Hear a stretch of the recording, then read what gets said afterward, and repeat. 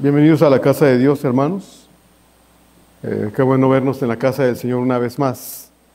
Abramos nuestras Biblias, por favor, en Efesios capítulo 1. Efesios capítulo 1.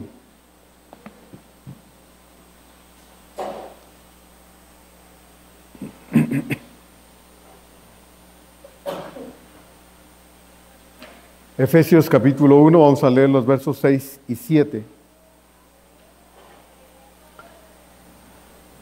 Efesios 1, 6 y 7, voy a leer desde el verso 1 y los versos 6 y 7 me acompañan ustedes a leerlo, por favor. Efesios 1, 6 y 7. Vea si a alguien le hace falta ayuda ahí para que le pueda ayudar, por favor, para que leamos juntos la palabra del Señor.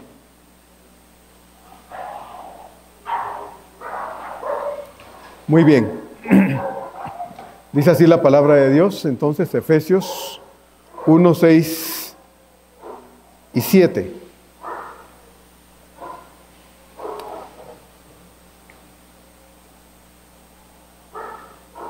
Vamos a leer, dice así entonces el texto de la palabra de Dios en Efesios 1, 6 y 7. Yo leo desde el verso 1 y ustedes me acompañan leyendo los versos 6 y 7. Dice: Pablo, apóstol de Jesucristo, por la voluntad de Dios, a los santos y fieles en Cristo Jesús que están en Éfeso. Gracia y paz a vosotros de Dios nuestro Padre y del Señor Jesucristo. Bendito sea el Dios y Padre de nuestro Señor Jesucristo, que nos bendijo con toda bendición espiritual en los lugares celestiales en Cristo, según nos escogió en Él antes de la fundación del mundo, para que fuésemos santos y sin mancha delante de Él. En amor, habiéndonos predestinado para ser adoptados hijos suyos, por medio de Jesucristo, según el puro afecto de su voluntad. Juntos, hermanos, para alabanza de la gloria de su gracia, con la cual nos hizo aceptos en el amado, en quien tenemos redención por su sangre, el perdón de pecados según las riquezas de su gracia. Amén.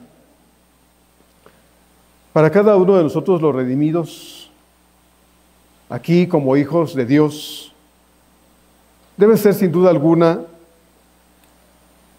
una enorme dicha la convicción que cada uno tenemos acerca de nuestra salvación eterna. Esta salvación es el mejor bien que hemos obtenido por medio de Jesucristo, quien de manera misericordiosa ha derramado toda su gracia inmerecida sobre todos nosotros, razón por la cual no debemos dejar de agradecer y alabar a nuestro eterno Salvador mientras vivamos. El tema de esta reflexión es: fuimos salvados para alabarlo siempre. Fuimos salvados para alabarlo siempre. Dios tomó la decisión en la eternidad, hermanos, de que todos los seres humanos fuésemos salvos. Aún no había sido creado el universo, como ya vimos en el texto, y Dios ya había determinado o predeterminado que ninguna persona fuese a la condenación eterna. Así que envió a su Hijo en el momento oportuno para que por medio de su muerte toda persona pudiese, si quisiera, ser salvada. Nadie podrá en el futuro, hermanos, culpar a Dios por ir a la condenación eterna. Porque cada persona, al escuchar el mensaje de salvación que se predica, que se comparte, decide si quiere o no escuchar el mensaje, oírlo y abrazarlo. Y al tomar su propia decisión, va a tener, y dependiendo de esa decisión, gozar o sufrir eternamente por la decisión que en su momento toma con respecto al mensaje del Evangelio que se le comparte.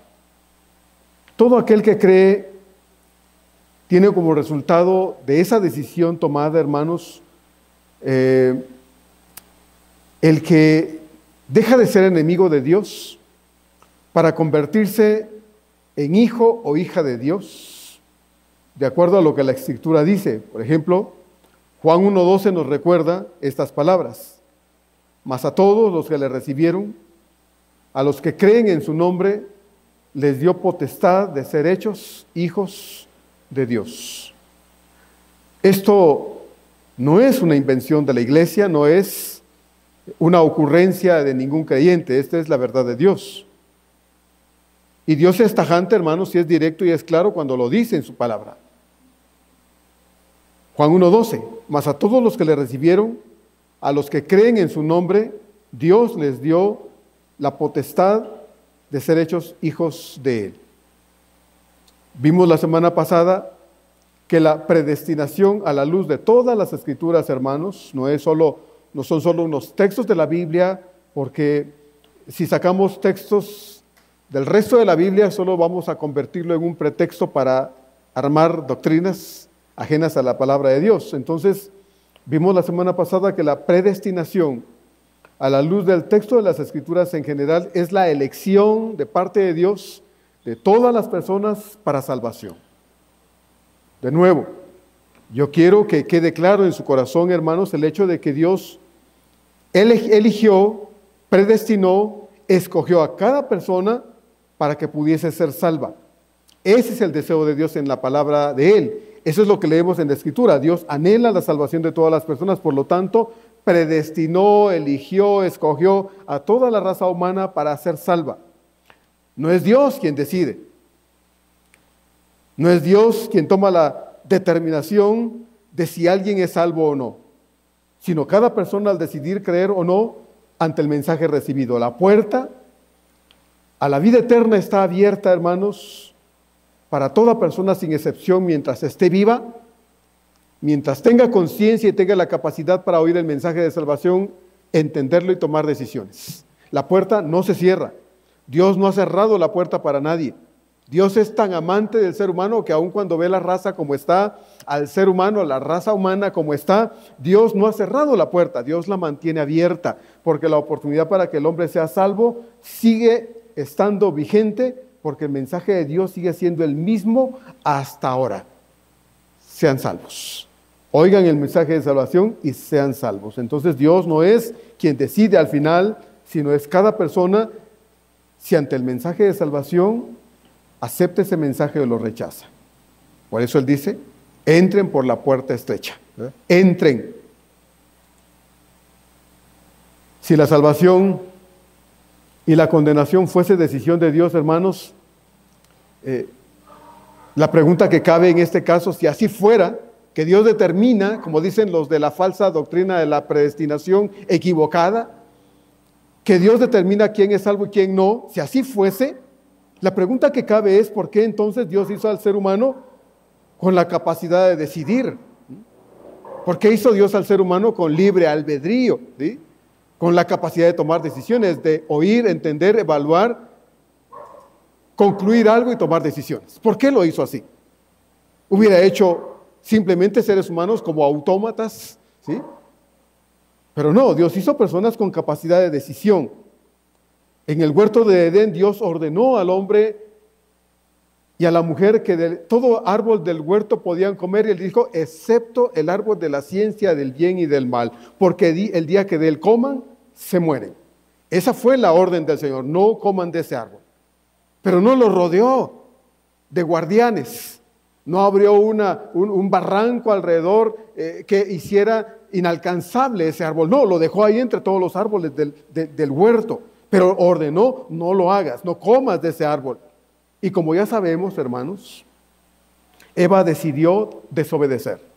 Tenía esa capacidad, decidió desobedecer, y Adán también decidió comer del fruto que su mujer le dio. Él pudo haber decidido, no, yo no lo hago. Ese es el fruto porque lo conocía, ese es el fruto que Dios dijo que no comiéramos. ¿Por qué comiste de él? Pero no, Adán vio el fruto, lo tomó de la mano de su esposa, de su mujer, y comió igualmente que ella. Los dos tomaron decisiones. La historia humana indica que todos los seres humanos deciden y eligen desde el día de su creación, desde el día de la creación hasta hoy. Y las decisiones y elecciones que en general el ser humano toma viola la ley santa de Dios. Por voluntad propia el hombre ha pecado. Por lo tanto, está separado de Dios y está enemistado con Dios a causa de su pecado. Esa enemistad que el hombre tiene con Dios no es un deseo de Dios, un arrebato de Dios de estar enojado con el hombre. ¿Usted cree que Dios es igual que nosotros? ¿Usted cree que Dios actúa igual que nosotros? Mire, a mí me pasa, y tal vez solo a mí, pero hay días que me levanto, dicen, con el pie equivocado. Y entonces empiezo a enojarme por cualquier cosa y todo me pone de malas y de pronto yo puedo ser creador de un ambiente nocivo, un ambiente de espinas en mi casa, en mi familia, porque yo puedo hacer eso. Y al rato puedo ponerme contento y con una sonrisa pensar que no pasa nada y otra vez estar contento y abrazar y besuquear a todo el mundo y al rato otra vez estar de malas por cualquier cosa. Yo puedo ser inestable en mi carácter, en mi conducta. Yo lo puedo hacer porque soy un ser humano y estoy revestido de imperfección. Pero Dios no, hermanos. A Dios no se le ocurrió estar enojado con el ser humano. Fue el hombre el que desobedeció. Fue el ser humano el que desobedeció. Cada persona elige dónde va a pasar la eternidad. Lamentablemente así es, hermanos. Cada persona elige dónde va a pasar la eternidad. Cuando alguien se muere, si es un amigo muy estimado y le hablamos de Dios, ¿verdad? Porque ese debe ser el objetivo. Si usted tiene amigos buenos, hábleles de Dios, no se ponga igual que ellos, no se ponga al mismo nivel que ellos porque no conocen a Dios. Hábleles de Dios. Hábleles, por favor, de Dios. Si tiene seres queridos que no conocen a Dios, aproveche las oportunidades que tiene para hablarles de Dios. No se ponga al nivel de ellos, no proceda como ellos, no haga lo que ellos hacen. No, hábleles de Dios, porque un día se van a morir. Y cuando se mueran, hermanos, si no conocieron al Señor, ellos serán responsables de su propia sangre, como dice el Señor a Ezequiel, Le dice, si tú predicas, si tú les hablas y no oyen, ellos serán responsables de su propio destino eterno. Pero si tú no les hablas, a ti te harás responsable de ello. Entonces, hermanos, necesitamos hablar de Dios. Entonces, cada persona elige dónde va a pasar la eternidad. Cuando alguien se muere y le hablamos, nos pesa, porque le hablamos una y otra vez, le dijimos y no quiso, y sabemos a dónde va a pasar la eternidad. ¿Es dolorosa su muerte? Sí, pero es más doloroso, hermanos, saber que se van a una eternidad de donde no van a salir para nunca más. Nunca, hermanos. Y si usted ama a una persona y no es creyente, esfuércese en hablarle del Señor. Esfuércese. Que quede en esa persona cerrar su corazón, pero no que quede en nosotros el hecho de quedarnos callados cuando podemos hablarles del Señor.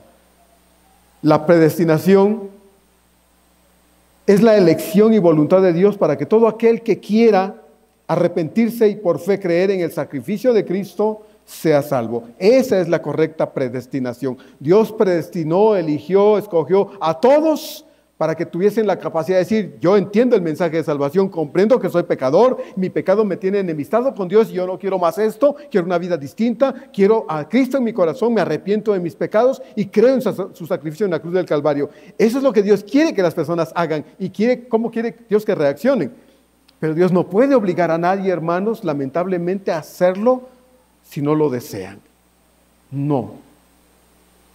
Pero debemos esforzarnos por compartir el mensaje de salvación. Por lo tanto, entonces, hermanos, no es una elección arbitraria de parte de Dios. No lo es. Verso número 6, que ya leímos, Efesios 1:6. Dice el texto, para la alabanza de la gloria de su gracia, con la cual nos hizo aceptos en el amado. Como ya vimos, otro propósito para nosotros es que vivamos como hijos suyos, siendo hijos que honran a su Padre Celestial. Y la semana pasada preguntaba, ¿qué opinión tengo de mí mismo como hijo de Dios? Yo le decía a usted, pregúnteselo. Tal vez en este momento no se ponga usted, porque va a perder, no va a escuchar lo que estamos hablando, pero propóngase hoy, por la tarde, por la noche, en la semana, preguntarse a sí mismo, ¿qué opinión tengo de mí mismo como hijo de Dios? ¿Cómo me veo a mí mismo como hijo de Dios? ¿Qué clase de hijo de Dios yo soy? ¿Sí? Y sea imparcial con eso, sea justo con su autoexamen. Cuando usted se pregunte, ¿qué clase de hijo yo soy? ¿Qué clase de hijo de Dios yo soy? qué opinión tengo de mí mismo en ese plano como hijo de Dios, sea correcto en su respuesta. ¿Honro a mi Padre, a ese Padre celestial? ¿Yo lo honro todos los días? ¿Lo obedezco todos los días? ¿Qué opinión creo que Dios tiene de mí como su hijo? Yo fui hijo, hermanos. Ya no tengo a mis padres, están con Dios. A tiempo conocieron al Señor. Pero llegó el momento cuando yo tuve que hacer una evaluación de mi conducta porque yo no conocía a Dios de verdad. Y me di cuenta que yo había sido, y no lo había visto antes, pero ahora que tenía a Cristo en mi corazón y Él me reveló a través de su palabra mi verdadera conducta como hijo, me dijo: tú eres un hijo rebelde, perezoso, contestón, malcriado, desobediente, y todo eso me lo dijo Dios de mí.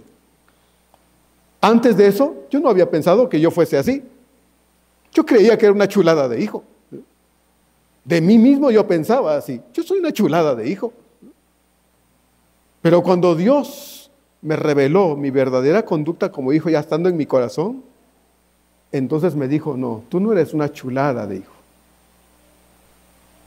Tú eres un hijo respondón, flojo, perezoso, rebelde, abusivo.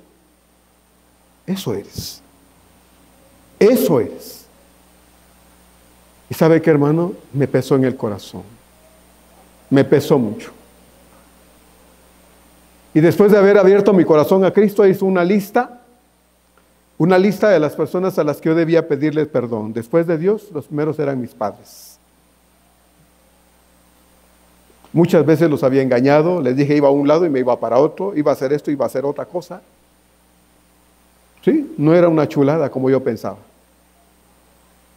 Pero yo no lo sabía porque Dios no estaba en mi corazón. Pero cuando Él vino a mi corazón, me ayudó a darme cuenta de mi verdadero carácter como hijo. Y entonces ya no pensé de mí igual. Y le dije: Señor, perdóname. Y ahora fui con mis padres y les dije: perdónenme. Porque yo he sido mentiroso, esto y esto y esto. Perdónenme. Y les pedí perdón. ¿Sabe qué? Yo le dije la semana pasada: piense de sí mismo estas cosas. Pregúntese a sí mismo qué clase de hijo es usted. O qué opinión tiene Dios de usted. Porque a Dios no lo engañamos. Yo engañé a mis padres muchas veces. Les mentí muchas veces. Los envolví con falsedades muchas veces. Ellos no veían mi corazón. Pero ¿sabe qué? Dios sí ve mi corazón. Y ve el suyo. Entonces pregúntese: ¿qué clase de hijo yo soy con mi Padre Celestial? ¿Qué opinión tendrá Él de mí?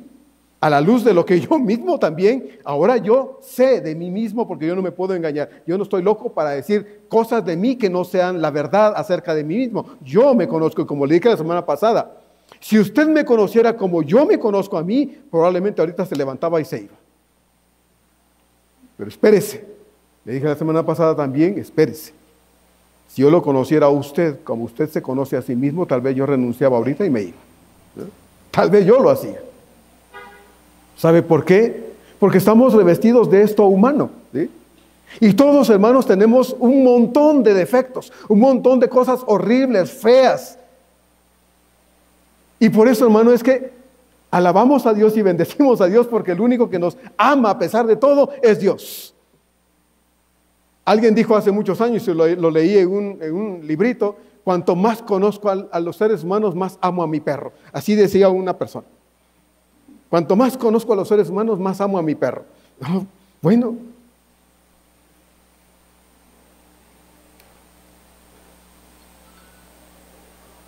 Ahora Pablo dice que hay otro propósito de Dios para nosotros. El propósito de ser hijos de Dios, que lo honremos, ¿verdad? Que vivamos una vida de santidad e irreprochable delante de Dios. Esos son propósitos que ya vimos. Pero ahora Pablo dice que hay otro propósito de Dios para nosotros. Y el propósito que Dios tiene para nosotros, hermanos, dice, para alabanza de la gloria de su gracia. Para alabanza de la gloria de su gracia. Verso número 6, Efesios 1. En este verso 6 la palabra clave aquí es gracia. Pablo es específico al indicar que todo creyente verdadero debe comprender que Dios ha sido generoso al haberle salvado. Eso es lo que Pablo quiere que entendamos, que Dios ha sido más que generoso al habernos salvado. Porque mire, ¿Quién puede hacerle bien a alguien que toda la vida le ha hecho daño? Que toda la vida le ha insultado, le ha ofendido, que todas las oportunidades que tuvo para hacer algo malo, se lo hizo. ¿Quién puede devolverle bien a esa persona? Tal vez pocos. Pero Dios, en su palabra, dice que nosotros, hermanos, ofendimos a Dios, hemos insultado a Dios de muchas maneras, digo, antes de ser cristianos.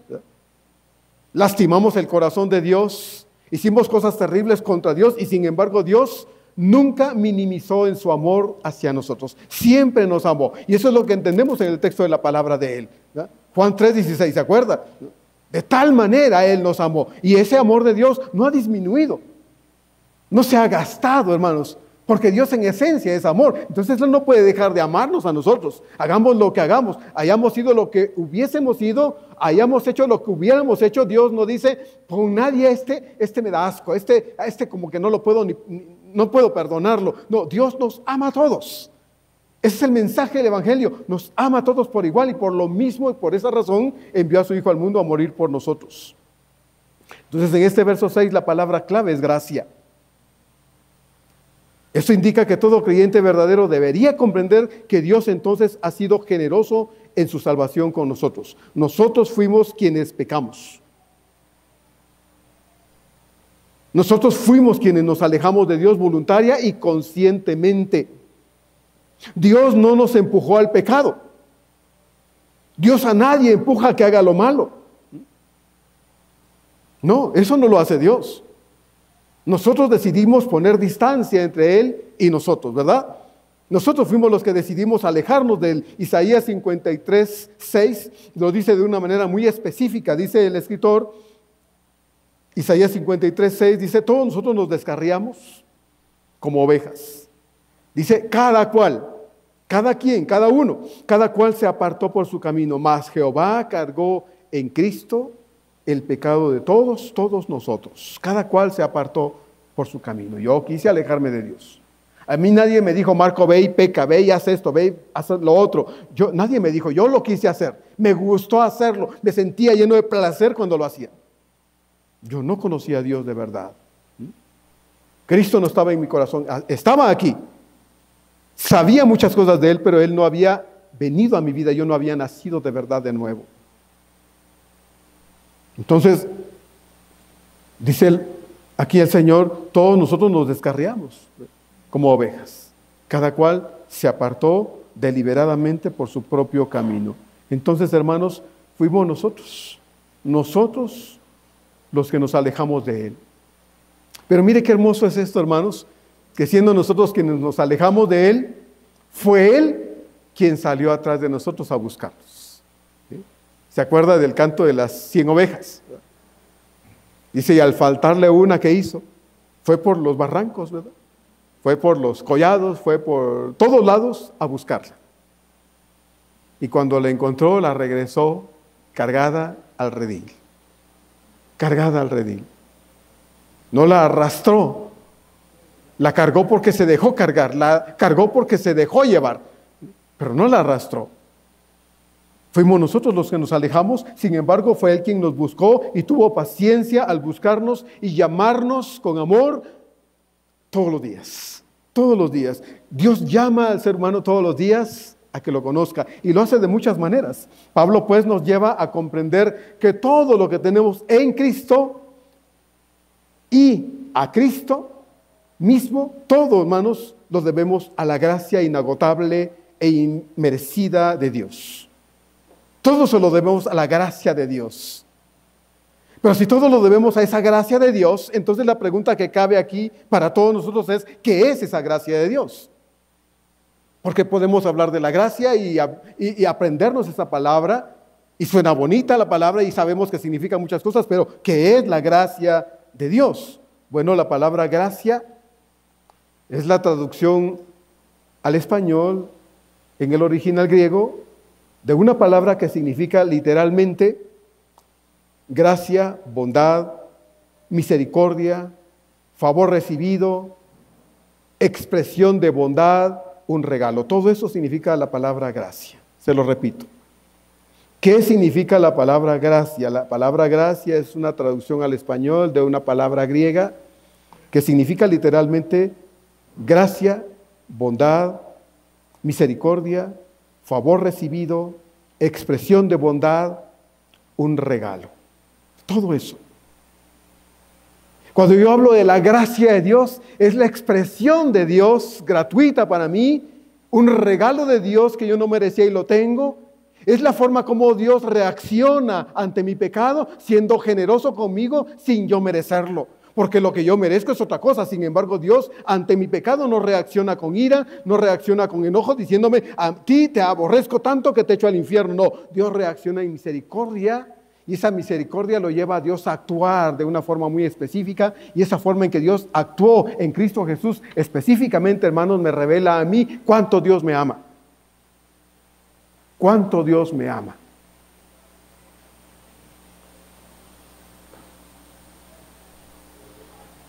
Esta gracia entonces, hermanos, de Dios es la forma visible y experimental del genuino amor de Dios por usted y por mí, por todo ser humano. Esta gracia es el corazón del Evangelio. Como bien dice Carlos Spurgeon, es el corazón del Evangelio. El Evangelio no tendría sentido si la gracia no fuera el móvil que impulsa a Dios a hacer lo que ha hecho y a seguir haciendo lo que hace. Si la gracia no estuviera presente, el Evangelio, hermanos, sería cualquier mensaje. Cualquier cosa, menos el Evangelio.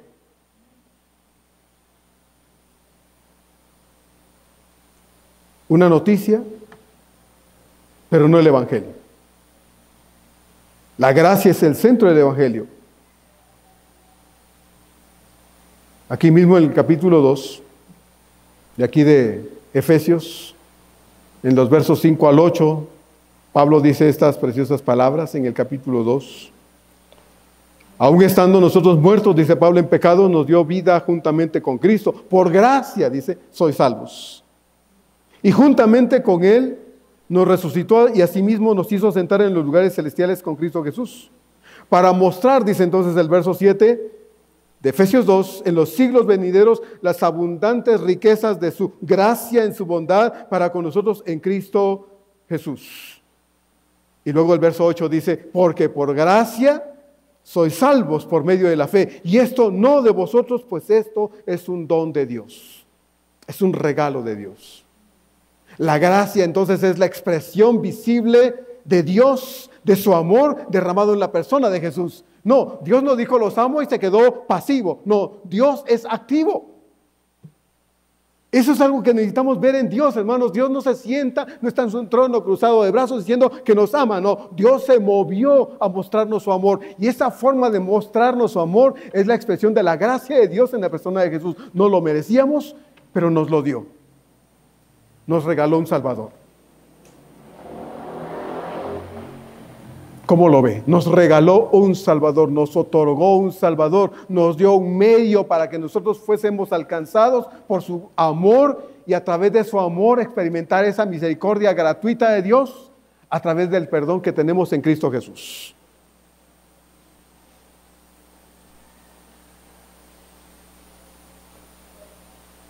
Francisco Lacueva, que es un teólogo, tiene un libro llamado Doctrina de la Gracia.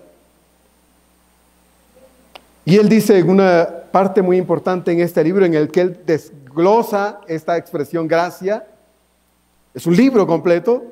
Hoy solo estamos diciendo algunas cosas de la palabra gracia, pero podemos hablar horas de ello. Francisco Lacueva dice, no es la fe la que salva, sino la gracia. Como no es el tenedor el que alimenta, sino lo que tomamos con el tenedor. Lo repito. Dice este hermano, no es la fe la que salva. La fe es requisito. La fe es condición para la salvación. Pero dice, no es la fe la que salva, sino la gracia.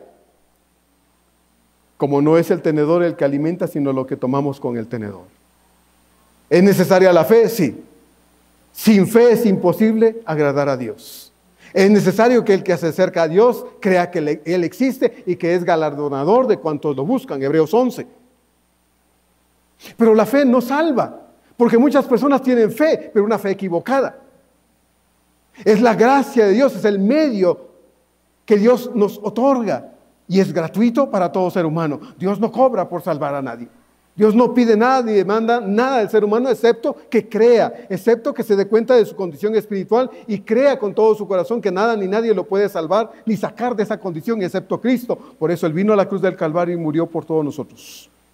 Cuando el hombre viene y cree y acepta por fe que Cristo murió en su lugar, la gracia de Dios se derrama sobre esa persona y es salvada.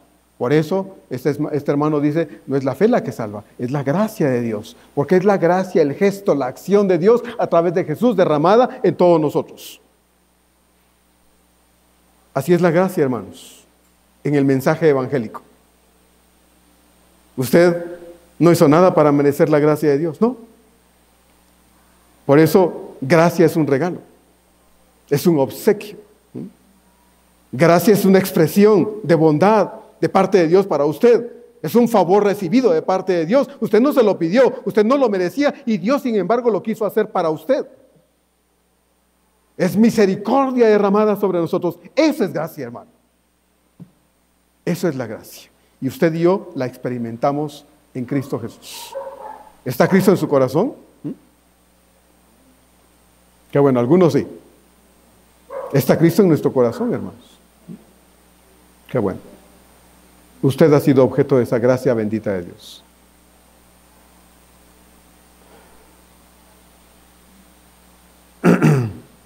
Lo que cada uno de nosotros sí merecíamos era sufrir eternamente por nuestro pecado. Pero por medio de Jesucristo hemos sido perdonados, hemos sido lavados de todos nuestros pecados. Y nada fuera de la gracia de Dios hizo posible tan grande demostración de ese amor de Dios. Muchos de ustedes salieron de la religiosidad hueca y sin sentido. Hicieron esto y aquello, fueron allá y por otro lado, hicieron muchas cosas que se les demandaba en la práctica religiosa, pero nunca experimentaron la paz con Dios. Pero ahora que hemos conocido a Cristo en el corazón, sabemos que Cristo está en nuestro corazón y esa realidad es la demostración visible de la presencia de Dios en nuestro corazón, de que la gracia de Dios se ha derramado en nosotros de manera generosa. Yo oigo al Espíritu de Dios hablando a mi corazón. Porque es el Espíritu de Dios al que dice a mi corazón que yo soy hijo de Dios. Y me lo dice a diario. Me lo repite a diario y me lo recuerda a cada instante. Eres hijo de Dios. Por lo tanto, no hagas esto. No oigas esto. No veas esto, no digas esto, no te portes así. Cambia tu conducta. Eres hijo de Dios. Esa voz del Espíritu de Dios se oye. El que no es hijo de Dios no tiene esa voz en su corazón. Y eso, hermano, es una forma, una demostración del amor de Dios, de la gracia de Dios. El propósito que Dios nos dio fue pues que usted y yo reconozcamos en alabanza sincera que esta salvación que disfrutamos ahora no sería posible si su gracia, su bondad, su generosidad no hubiera sido derramada sobre cada uno de nosotros, ¿verdad? Que nosotros podamos alabarlo y bendecirlo y podamos agradecerlo no sería posible si no estuviéramos conscientes de que conocemos a Cristo y que la gracia de Dios es la experiencia más grande, reconocida, experimentada en nuestra vida por medio de Jesucristo. Nadie merecía tanto amor. Éramos tan indignos pecadores, pero Dios decidió amarnos a pesar de todo. Y esto, hermanos, es gracia. Como dije la semana pasada, y lo repito, Dios nos amó no por algo en nosotros. No. No fuimos la causa de su amor. No, hermanos. No éramos una perita en dulce como para que Dios se fijara y le agradáramos tanto que dijera, a estos los quiero amar. No, no éramos nada de eso. Recordemos que Dios es amor. Primera de Juan capítulo 4 dice que Dios es amor. Así que el amarnos,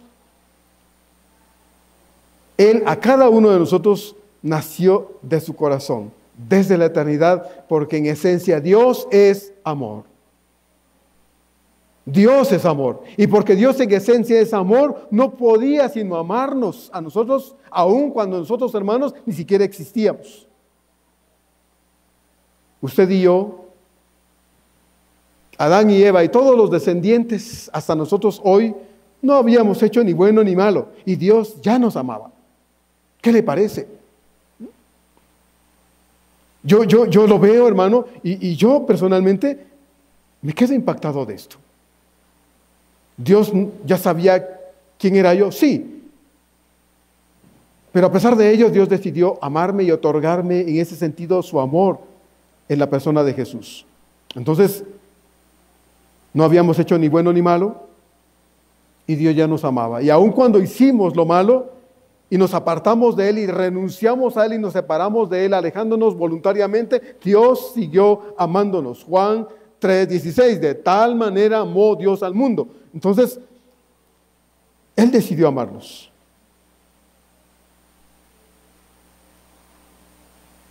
Pablo sabía de esto. Pablo sabía y conocía para él ese perfecto e inigualable amor del Señor. Cuando él se ve a la luz del amor de Dios, hermanos, y Pablo puede en su mente, no como una correcta práctica, sino como una necesidad ocasional, regresar y darse cuenta de quién era y de dónde el Señor lo rescató, Pablo no podía sino prorrumpir en alabanza sincera para con Dios. Ya lo dijo en el verso 3, bendito sea el Dios y Padre de nuestro Señor Jesucristo. Bendito sea el Dios y Padre de nuestro Señor Jesucristo. ¿Por qué lo dijo Pablo? ¿Por qué decía Pablo estas cosas? Esta alabanza a Dios. Bueno, hermano, porque como le dije, Pablo veía en su mente y en su corazón quién había sido, y en el momento en que el Señor lo rescató, qué clase de hombre era, y él no podía sino alabar al Señor, porque pudiendo haberlo deshecho, porque Pablo era un enemigo, el peor enemigo de la iglesia en ese momento, Dios tuvo misericordia de él. Dios tuvo misericordia de Pablo. Y Pablo en respuesta no puede sino alabar al Señor, bendecirlo por tanta misericordia para él. Para Pablo, saberse y sentirse así tan amado por ese Dios a quien Pablo ofendió, contra quien Pablo blasfemó y a quien Pablo persiguió, y lo escribo entre comillas porque eso creía Pablo que hacía, era algo tan increíble. Y movido por tanta gratitud, Pablo solo puede reaccionar en alabanza sincera, profunda y voluntaria, diciendo, bendito sea ese Dios y Padre de nuestro Señor Jesucristo. Bendito sea. Por lo menos en el corazón de Pablo, hermano, había mucha gratitud por lo que Dios había hecho con él. Y yo me atrevo a decirle a esta iglesia que esta iglesia bautista Fuente de Agua Viva debería de estar tan agradecida a Dios por lo que Dios ha hecho con cada uno de nosotros. Porque, hermano, Dios nos rescató de una vida de porquería. Y hablo por mí. Yo no sé si usted tiene una idea equivocada de usted antes de ser creyente. Pastor, yo no era tan pecador. Yo era una buena persona. Mire, es más, yo recibía elogios de la gente porque de verdad siempre he sido una buena persona. Bueno, puede ser, puede ser. Quisiera no creer que alguien pensara así de sí mismo, pero pudiera ser que alguien pensara, pues yo no era tan malo. Usted, porque pues habla de su propia experiencia, pero yo no era como usted. Bueno, Pablo decía, yo era lo peor. ¿Se acuerda? Cuando Pablo hablaba de sí como pecador, decía, yo el más grande de todos, el peor de todos, el más miserable de todos, la peor calaña de todo ser humano era yo, Pablo. Y Pablo, hermano, no se estaba flagelando emocionalmente porque le gustaba hacerlo, no era como los de la Edad Media que crearon monasterios y allá se pasaban golpeando el cuerpo toda la noche con látigos y varas, pensando que eso iba a purificar sus almas. No, esa es una tontería surgida en la Edad Media y sigue siendo una tontería para quienes practican este tipo de cosas. No necesitamos flagelarnos con eso. Pablo no se flagelaba emocionalmente pensando, es que yo era el peor pecador. No, Pablo decía de eso de él, porque esa era la realidad para él. Pero él creía eso y veía y pensaba, pero gracias a Dios, que a pesar de lo que era, Dios tuvo misericordia de mí. No sintió asco de mí, sino me trajo al conocimiento de Él. Y no solo me trajo al conocimiento de Él, Pablo decía, y me puso en el ministerio. Me puso en el apostolado. Y entonces Pablo se veía hasta atrás. Como un abortivo, dice Pablo, me puso aquí. No lo merecía y Dios me puso aquí. Yo no sé, hermano, usted qué idea tiene de sí mismo como creyente. Y por eso le he pedido de favor, pregúntese a sí mismo qué clase de hijo de Dios soy. Porque pudiera ser que, hermano, pudiéramos ser tan apapachadores de nosotros que no pensemos nada malo de nosotros. Todo está bien, pastor. Mire, bendito sea Dios, aleluya, aleluya, amén, gloria a Dios. Soy un buen cristiano.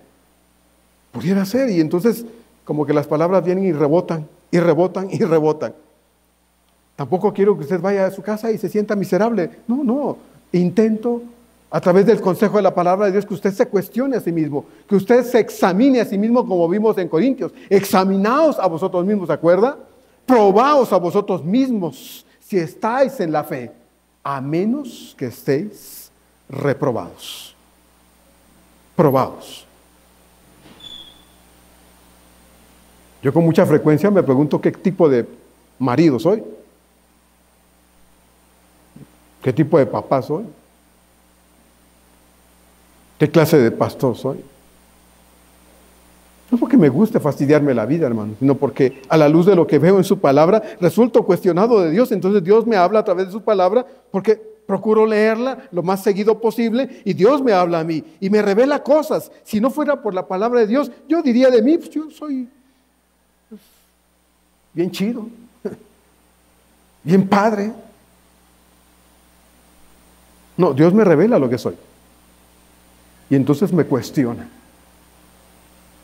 Y entonces me da vergüenza. Y muchas veces tengo que llorar, pidiéndole perdón a Dios por lo que no soy para Él. Entonces, hermanos, ¿qué clase de hijos somos?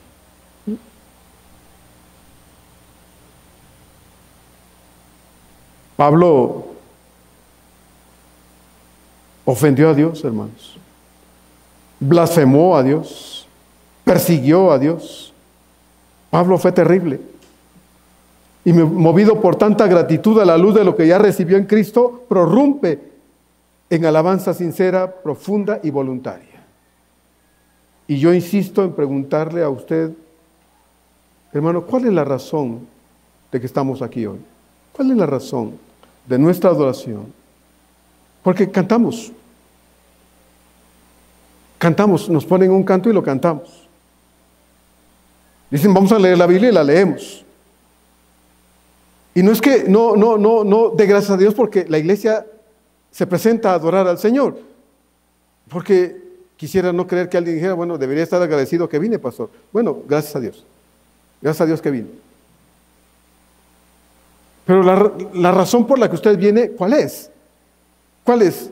Que yo le vea aquí, que yo me dé cuenta de que viene, de que yo le diga a la salida, hermano, qué bueno verle hoy, le dé un apretón, le mando un abrazo y diga, bien, qué bueno, hermano, que Dios le bendiga, que le vaya bien. ¿Eso es lo que queremos? ¿Cuál es la razón de que venimos y adoramos al Señor hoy en su casa? ¿Será la costumbre? Porque hay buenas costumbres, ¿verdad? ¿Será una buena costumbre venir a la casa de Dios? ¿Será un buen hábito o una espléndida disciplina evangélica que nos trae domingo a domingo, si es que somos frecuentes en ello? ¿Es eso lo que nos trae? Hay quienes dicen no. Bueno, entonces, si no es ninguna de estas razones o motivos de nuestra adoración, ¿cuál es? ¿Cuál sí es? ¿Cuál será? ¿Será la gratitud? ¿Será el amor a Dios? Yo creo que esas deberían ser las causas, ¿verdad? El amor, la gratitud a Dios. Y la principal razón de nuestra gratitud debe ser por el perdón recibido de parte de Él inmerecidamente. El Salmo 100 nos recuerda, entren por sus puertas. ¿Se acuerda cómo dice? Dice, con acción de gracias. ¿Y cuál es la principal razón de nuestra gratitud, hermanos? ¿Será el aumento de sueldo en la semana? ¿Será los negocios que van bien? ¿Será mi prosperidad material? ¿Será que fui al médico y me dijo que estoy tan sano como un toro? Eso es mi razón de venir a la casa de Dios a agradecer. ¿Será mi cumpleaños en la semana? ¿Será mi familia tan bonita que tengo? ¿Qué será? Eso es lo que dice el salmista en el Salmo 100. Entren por sus puertas. La puerta de la casa de Dios dice con gratitud. Entren con gratitud. ¿Cuál será la mayor gratitud? ¿Debemos escoger entre todas las cosas que creemos motivos de acción de gracias? Bueno, yo creo que la mayor gratitud que el creyente debe experimentar en su corazón y que debe traernos a la casa de Dios, como le hemos dicho muchas veces, hermanos, es el perdón que Dios nos dio. El saber que Dios nos rescató siendo lo que fuimos, tuvo misericordia de nosotros y derramó su amor de forma gratuita, y esto es gracia inmerecida en cada uno de nosotros. Nadie merecía ser salvo aquí, hermanos. Lo lamento, pero nadie merecía la salvación. Y yo estoy a la cabeza. Nadie merecía ser salvo. Nadie merecía que mi Señor viniera un día a morir a la cruz del Calvario. ¿Qué necesidad tenía Él de venir a sufrir a la cruz del Calvario? ¿Se lo ha preguntado usted alguna vez? ¿Qué necesidad tenía el Señor de dejar su bendita gloria? Filipenses capítulo 2, ¿se acuerda? ¿Qué necesidad tenía Él de dejar su bendita gloria, de estar al lado de su Padre, que tanto lo amaba, para venir a este mundo de miseria en la forma en que lo hizo, en esta forma humana, y humillarse hasta la muerte, como dice Filipenses 2, y muerte de cruz? ¿Qué necesidad tenía? Ninguna. Pero me amó. A mí me amó. Y ese amor que Él me mostró de esta forma, hermano, me impulsa a venir a su casa a agradecerle. Me impulsa a compartirle a usted la verdad de Dios. Me impulsa a esforzarme todos los días con todas mis torpezas, y mis tonterías y mis fallas y todo eso, a tratar de vivir para Dios todos los días. Eso es lo que yo procuro personalmente. Y eso es lo que dice Pablo acá.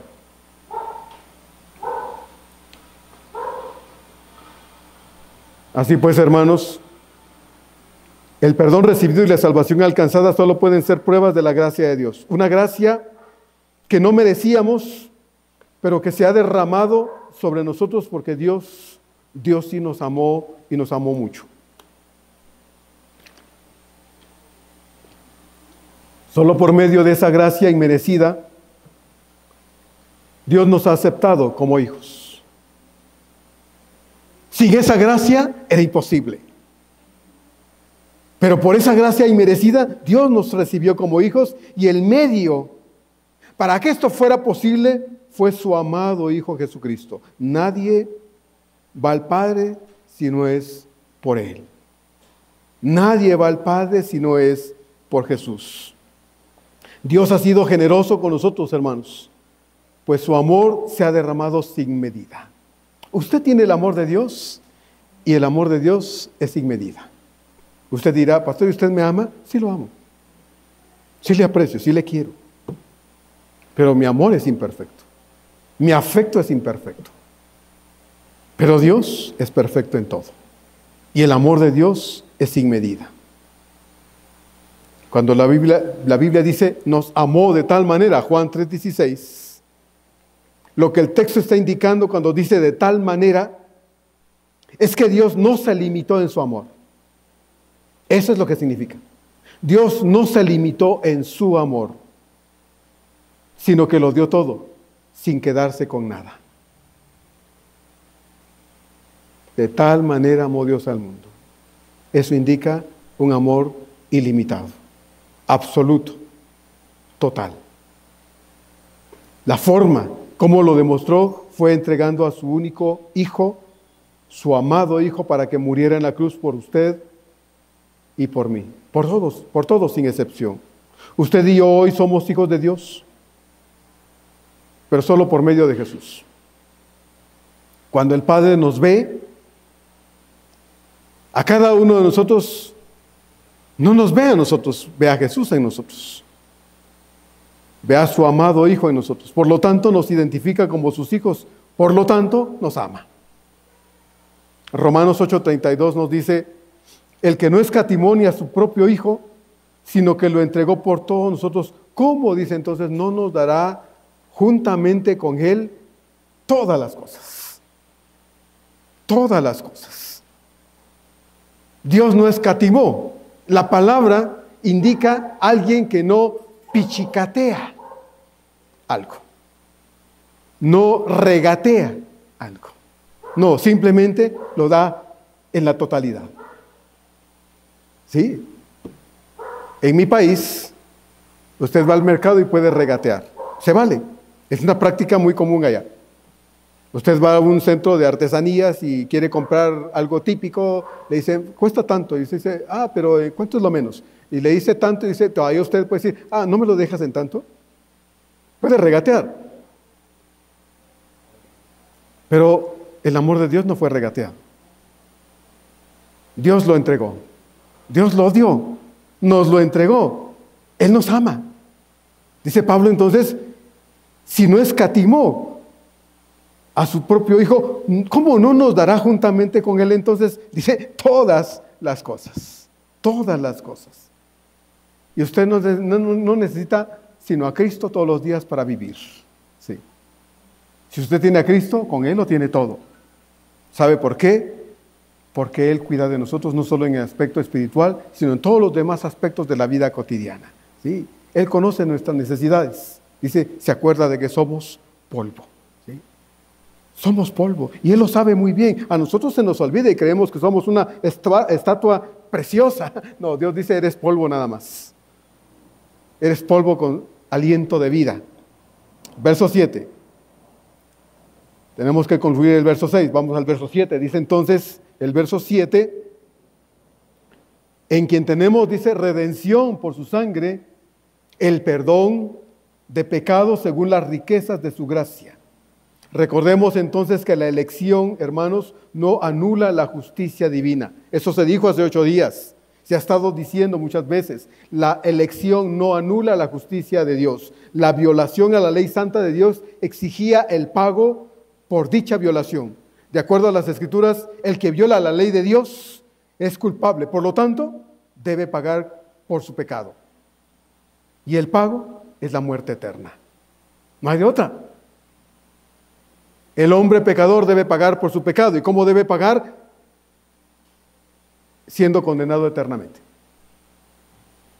Ezequiel 18:4 dice, el alma que pecare, esa morirá. El alma que pecare, esa morirá. Y usted y yo, antes de venir al Señor, estábamos muertos en nuestros delitos y pecados. Efesios 2:1, así lo dice. Estábamos muertos en nuestros delitos y pecados. Venimos a Él siendo cadáveres. No había nada bueno en nosotros y Dios nos dio vida juntamente con Cristo. Por gracia somos salvos. Entonces, hermanos, si usted y yo pecamos, sí lo hicimos, pero era imposible para nosotros solucionar ese problema delante de Dios. Por lo tanto, Dios decidió darnos un sustituto.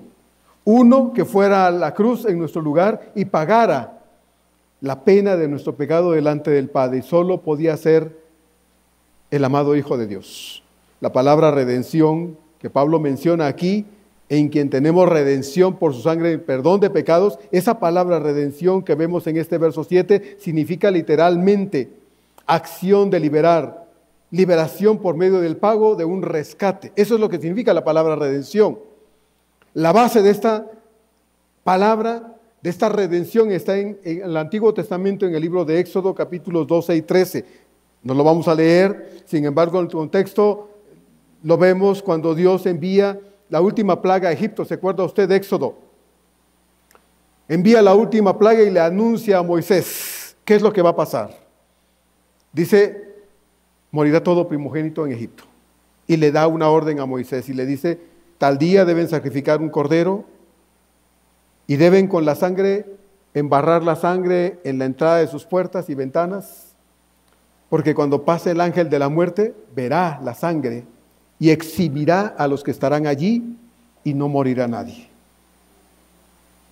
Pero en toda la tierra de Egipto, todo primogénito murió.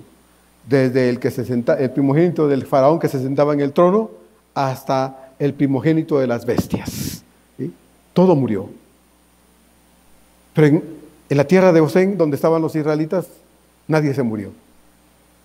Ni un perro, ni una oveja, ni una cabra. Nada se murió.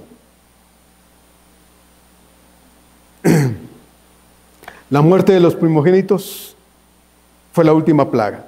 Cuando todo primogénito, comenzando con los animales, murió en Egipto, en Israel no hubo ninguna muerte. Dios establece en Éxodo 13:2 lo siguiente. Dice Dios a Moisés entonces en Éxodo 13:2, conságrame entonces, dice, todo primogénito, cualquiera que abriere matriz entre los hijos de Israel, así de los hombres como de los animales, dice el Señor, mío es, me pertenece. Los libré de la muerte, por lo tanto son míos, dice el Señor. Pero había o entregarlos a Dios para que pertenecieran a Él o rescatarlos. Y para que las bestias, los primogénitos de las bestias y los hijos de los israelitas tuviesen que estar con ellos y pudiesen estar con ellos, había que pagar un rescate. El rescate entonces era el sacrificio de un cordero. Era necesario que ese cordero se sacrificara para que en lugar de aquel primogénito, el cordero sacrificado entonces entregara su vida, su sangre, y eso representara liberación. Era rescatado a través del derramamiento de la sangre. Y a través de ese derramamiento de sangre, entonces, el primogénito, ya fuera de las bestias como de los israelitas, volvía a casa. ¿Sí? Era liberado, era libertado, era rescatado. Todos los primogénitos, tanto de los animales como de los hombres, le pertenecían a Dios. Debían ser entregados a Él.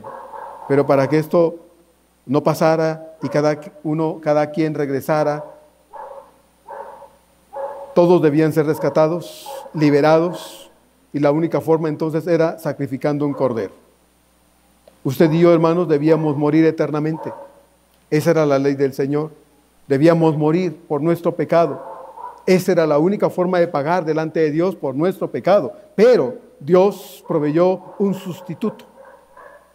Dios proveyó un sustituto, alguien que ocupara nuestro lugar en la cruz. Y mediante su sangre ofrecida en esa cruz a nuestro favor, en nuestro lugar pudiésemos ser redimidos, pudiésemos ser liberados, rescatados, salvados eternamente.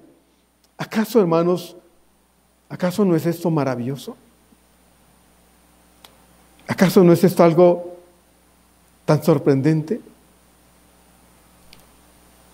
¿Acaso, hermanos, no es esta toda nuestra razón para estar aquí hoy? Para mí sí lo es.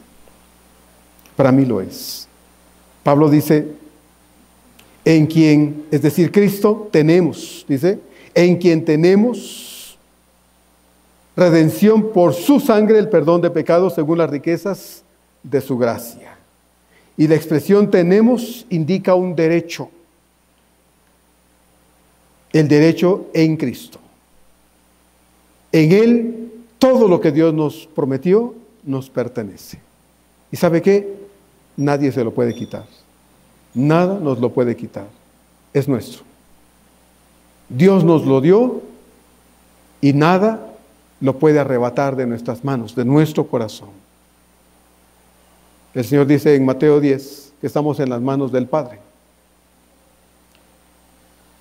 Y nadie nos puede arrebatar de las manos de ese Padre. Si Cristo nos rescató con su sangre, no existía ninguna forma posible si Cristo no nos rescataba con su sangre, no existía ninguna otra forma para ser rescatados.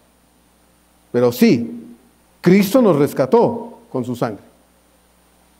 Y no hay ninguna forma de que esto, hermanos, se revierta. Bendito sea Dios. Usted puede decir hoy, bendito Dios, en el Señor tengo salvación. Y esa salvación es eterna. me pertenece, Dios me la dio y Dios no cambia de opinión, Dios no se echa atrás. Dios no dice una cosa hoy y hace otra cosa mañana. La justicia de Dios debía ser satisfecha. Y sí, fue satisfecha. Eso es lo que dice el escritor de Hebreos, capítulo 9, versos 11 al 28, que quiero leerle rápidamente. Ese texto no lo voy a dejar de leer. Si quiere leerlo conmigo, puede leerlo. Hebreos, capítulo 9, versos 11 al 28, dice así.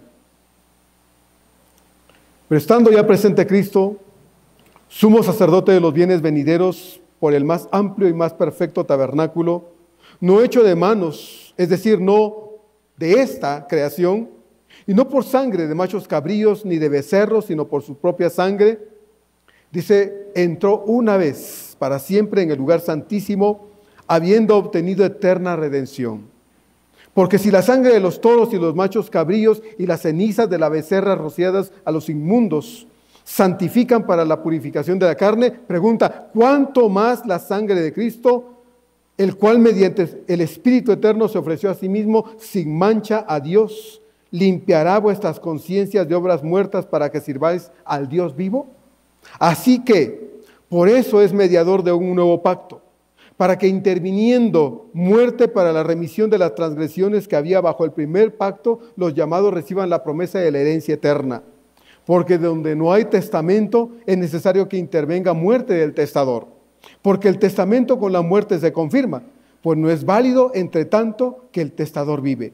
De donde ni aún el primer pacto fue instituido sin sangre, porque habiendo anunciado Moisés todos los mandamientos de la ley, a todo el pueblo tomó la sangre de los becerros y de los machos cabríos con agua, lana, escarlata e hisopo, y roció el mismo libro y también a todo el pueblo, diciendo, esta es la sangre del pacto que Dios os ha mandado. Y además de esto, roció también con la sangre el tabernáculo y todos los vasos del ministerio. Y casi todo, dice el escritor, es purificado según la ley, con sangre, y luego dice, y sin derramamiento de sangre no se hace remisión.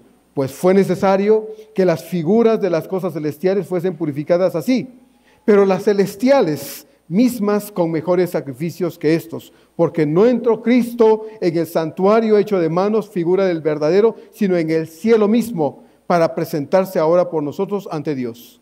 Y no para ofrecerse muchas veces como entra el sumo sacerdote en un lugar santísimo cada año con sangre ajena. De otra manera le hubiera sido necesario padecer muchas veces desde el principio del mundo, pero ahora, en la consumación de los siglos, se presentó una vez para siempre por el sacrificio de sí mismo para quitar de en medio el pecado, y de la manera que está establecido para los hombres que mueran una sola vez, y después de esto, el juicio. Así también Cristo fue ofrecido una sola vez para llevar los pecados de muchos, y aparecerá por segunda vez sin relación con el pecado, para salvar a los que le esperan. Hermanos, este es el milagro más grande obrado en nuestras vidas. El milagro más grande no es que usted sea sanado del cáncer, de una enfermedad terrible, que Dios lo saque de una crisis financiera, que Dios lo libre de un conflicto cualquiera que sea. No, el milagro más grande es la salvación que Dios ha obrado en la persona de Jesús. Ese es el milagro más grande. Y si esa, hermanos, si esa razón no es suficiente para venir, para estar aquí y ser agradecidos y venir y bendecir a Dios y glorificar a Dios y decir como Pablo dijo, bendito sea ese Padre de misericordia, si esa no es razón suficiente, hermano, créame, lamento decirle que entonces usted no tiene motivos para venir acá. Usted no tiene razón para estar acá. Porque la razón más grande para venir es que Cristo obró de forma tal que sin yo merecerlo, vino a la cruz y murió por mí. Y viéndome en mi condición tan miserable, quiso salvarme por el gran amor con que me amó eternamente. Eso es lo que el escritor está diciendo acá, en el capítulo 9 de Hebreos. Usted puede leer todo el capítulo 10 también. Y es lo que Pablo está diciendo en el verso número 7 de Efesios 1, en quien tenemos redención por su sangre, el perdón de pecados, según, dice, las riquezas de su gracia. Porque Dios, hermanos, no es pichicato para amarnos. Dios no ha venido a regatear. si podía amar menos al hombre, porque el precio por amarnos era tanto como la muerte de su Hijo amado en la cruz del Calvario. Y me sorprende mi Señor cuando lo veo en los evangelios diciendo en el huerto del Getsemaní, momentos antes de llevarlo preso, sus enemigos, diciéndole al Padre: Padre, si es posible que yo no pueda beber esta copa, que no la beba. Pero que no se haga lo que yo quiero, sino lo que tú quieras. Y Dios no lo libró. El Padre no lo quitó de ahí. Dejó que fuera hasta el final. Dejó que fuera hasta el final. ¿Y sabe por qué lo hizo el Señor, hermano? ¿Sabe por qué? Porque le amó a usted. Y me amó a mí. Por eso lo hizo. Ahora, ¿cómo yo le respondo? ¿Cómo yo le respondo? ¿Soy capaz de sacrificarme por Él? ¿Soy capaz de esforzarme por Él? ¿Soy capaz de tomar decisiones mejores por Él? Si ese es el resultado de esto, yo bendigo a Dios y le digo: Señor, gracias, porque eso es lo que tú deseas, que reaccionemos y nos demos cuenta que nos hemos quedado corto en todas las cosas y hemos sido pichicatos en la forma de amar a Dios. Lo somos. Perdone si se ofende, pero eso es lo que hemos hecho. Pichicatearle nuestro amor a Dios, nuestra lealtad a Dios, nuestro servicio a Dios y todo lo que tiene que ver de nuestra parte hacia Él, todo. A Él sí le regateamos, pero Dios a nosotros no nos ha regateado nada, ni se ha limitado. Entonces Pablo dice: en quien tenemos, es nuestro derecho en Cristo, tenemos en Él, lo que Él nos dio es nuestro, no nos lo va a quitar. Él es fiel a su palabra. Si Cristo nos rescató con su sangre, hermanos, no existía ninguna otra forma posible para salvarnos. No, las obras, la religiosidad, las prácticas religiosas nunca nos llevaron a nada bueno. No, nos llevaron a la insatisfacción. Pero en Cristo hemos sido satisfechos plenamente y podemos vivir una vida de satisfacción plena si así lo determinamos. Cristo murió en la cruz, con eso termino. Cristo murió en la cruz por nosotros. ¿Se lo pedimos?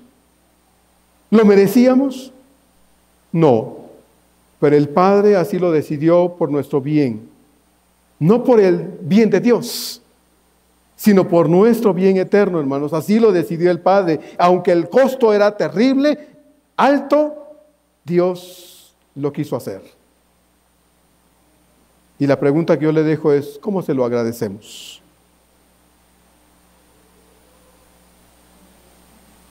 La pregunta que cabría: ¿se lo agradecemos? Dice Pablo: según las riquezas de su gracia, Dios es rico en misericordia y conforme a sus riquezas nos ha dado su perdón.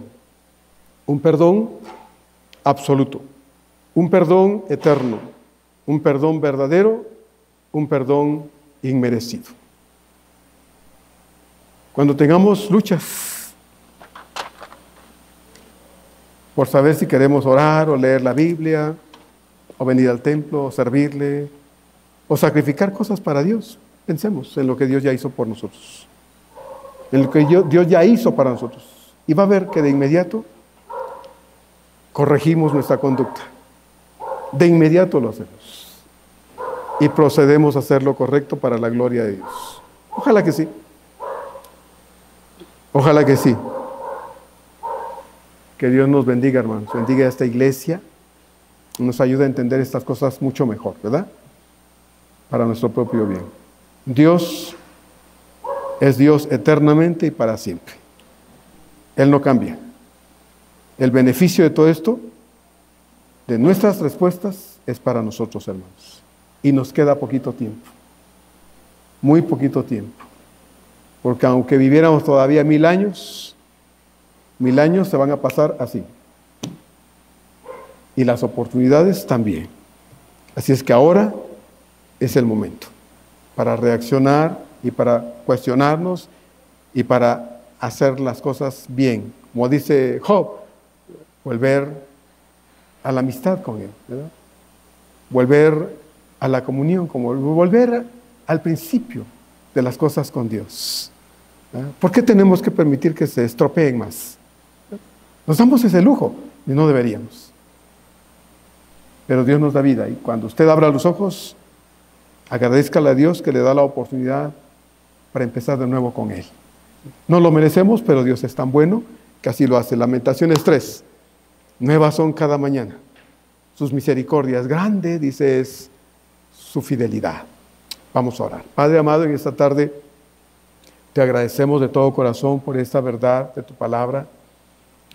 Por eso, Señor, Efesios, dicen, es la reina de las cartas de Pablo, por su profundo significado teológico, Señor, pero esto no es solo teología. Esta es la verdad de Dios para la iglesia, para esta iglesia especialmente. Y yo te ruego, Señor, que vengamos a estar dispuestos a oír. A veces es muy dura tu palabra, pero eres tú hablándonos, Señor, y nunca lo haces con ira, nunca lo haces con enojo, con deseos de desquitarte de nosotros de ninguna forma, porque no eres como nosotros. Así es que gracias por lo que nos dices, Señor, y porque nuestro corazón, yo creo que sí, ojalá, está dispuesto a escuchar siempre. Te lo pedimos agradecidamente, Señor, en el nombre de Jesús, que esa sea nuestra disposición y la razón por la que venimos a tu casa, Padre, a alabarte y bendecirte, porque eres nuestro Dios y nuestro Salvador. Y nos has dado tanto, Señor. Como dice un himno, tengo tanto en ti, que no puedo dejar de alabarte y bendecirte y reconocerlo, porque dejar de hacerlo, Señor, sería ingratitud. Gracias, Señor, por ello, en el nombre de Jesús. Amén.